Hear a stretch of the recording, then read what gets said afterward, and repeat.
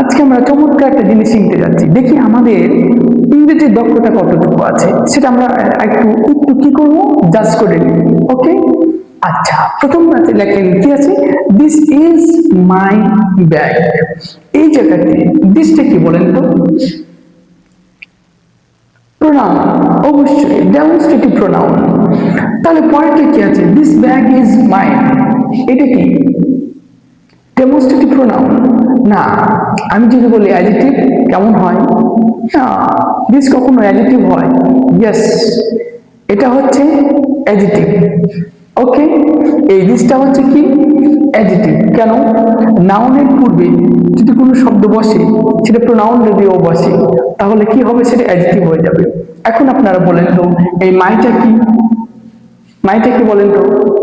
আমি যদি বলি এটা মাইটা কোন ধরনের পার্টস অফ স্পিচ?